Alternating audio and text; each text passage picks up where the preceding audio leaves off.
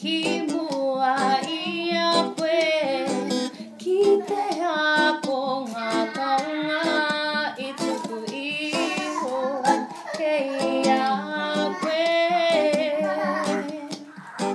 Te aroha me te rangi mari e, mo ake pai mari e. Te aroha me te rangi mari e, mo ake